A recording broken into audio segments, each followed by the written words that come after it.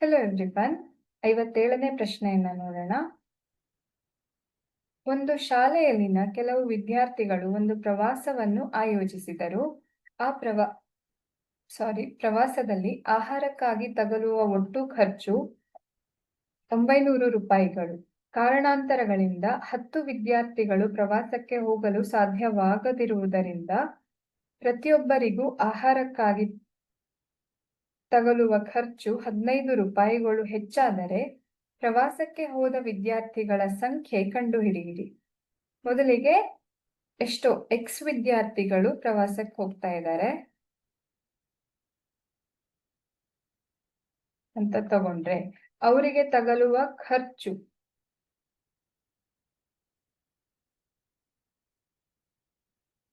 ₹900 ಆಗಿದೆ. ಹಾಗೆ ಎಕ್ಸ್ ವಿದ್ಯಾರ್ಥಿಗಳಿ 10 ಜನ ಕಡಿಮೆ ಆದ್ರೆ ಎಕ್ಸ್ ಮೈನಸ್ 10 ಜನರಿಗೆ ತಗಲುವ ಖರ್ಚು ಏನಾಯ್ತು? 900 ರೂಪಾಯಿ ಆದ್ರೆ ಸೊ ಒಂದು ವಿದ್ಯಾರ್ಥಿಗೆ ತಗಲುವ ಖರ್ಚು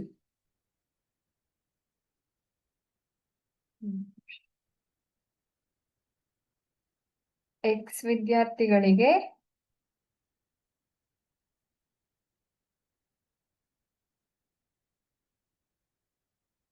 ತಗಲುವ ಖರ್ಚು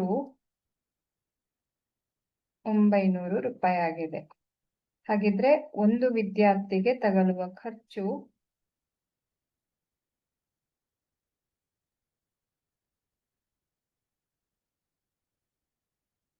900 ಬೈ ಎಕ್ಸ್ ರೂಪಾಯಿ ಆಗಿರತ್ತೆ.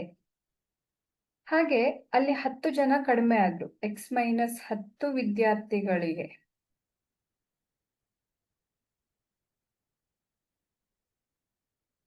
ತಗಲುವ ಖರ್ಚೇನಾಯ್ತು? 900 ಆದ್ರೆ ಆಗ ಒಂದು ವಿದ್ಯಾರ್ಥಿಗೆ ತಗಲುವ ಖರ್ಚು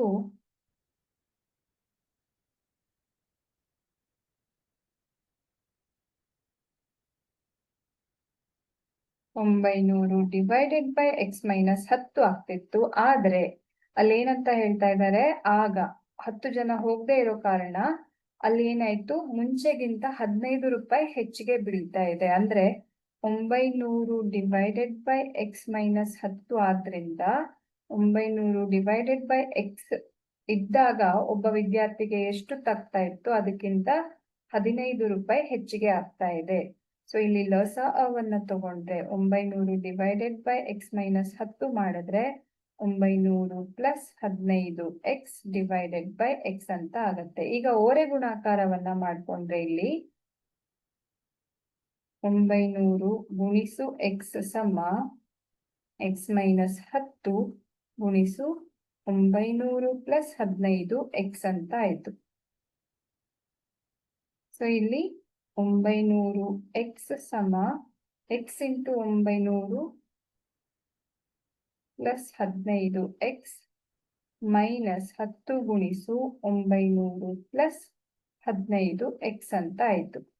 ಸೊ 900 ಎಕ್ಸ್ ಸಮ ಎಕ್ಸ್ ಗುಣಿಸು 900 ಅಂದ್ರೆ 900 ಎಕ್ಸ್ ಆಯ್ತು, plus X into 15 X 15 X square ಆಯ್ತು, ಮೈನಸ್ 10 ಗುಣಿಸು 900 ಮೈನಸ್ 9000 ಆಯ್ತು, ಮೈನಸ್ 10 ಗುಣಿಸು 15 ಎಕ್ಸ್ ಅಂದ್ರೆ ಮೈನಸ್ 150 ಎಕ್ಸ್ ಆಗತ್ತೆ. ಇಲ್ಲಿ 900 ಎಕ್ಸ್ ಅನ್ನ ಕ್ಯಾನ್ಸಲ್ ಮಾಡಬಹುದು.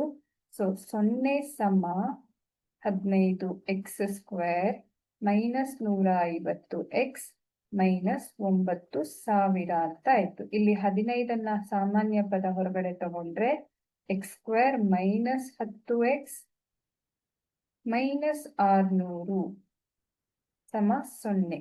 ಇದನ್ನ ನಾನು ಆ ಕಡೆ ಈ ಕಡೆ ಬರ್ಕೊಂಡ್ರೆ x square minus 10x minus 600 ಸಮ 0 ಅಂತ ಆಗತ್ತೆ.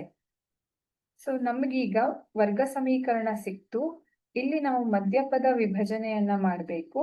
ಸಿಕ್ಕಿರುವಂತಹ ವರ್ಗ ಸಮೀಕರಣ X square minus 10x minus 600 ಆಗಿರೋದ್ರಿಂದ ನಮ್ಗೆ ಮೊತ್ತ 10 ಮೈನಸ್ 10 ಸಿಗ್ಬೇಕು. ಹಾಗೆ ಗುಣಲಬ್ಧ 600 ಸಿಗ್ಬೇಕು. ಈ ರೀತಿಯಾಗಿ ನಾವು ಮಧ್ಯಪದವನ್ನ ವಿಭಜನೆ ಮಾಡಬಹುದು. So X square minus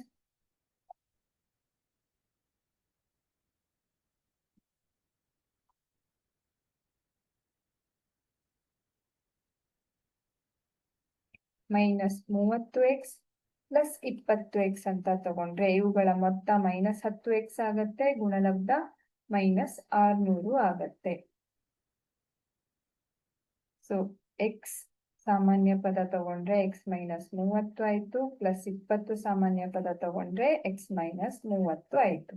so x -30 ಒಂದು ಅಪವರ್ತನ ಆದ್ರೆ x ಪ್ಲಸ್ 20 ಇನ್ನೊಂದು ಅಪವರ್ತನ. ಸೊ x ನ ಬೆಲೆ 30 ಮತ್ತೆ -20 ಅಂತ ಸಿಗ್ತಾ ಇದೆ.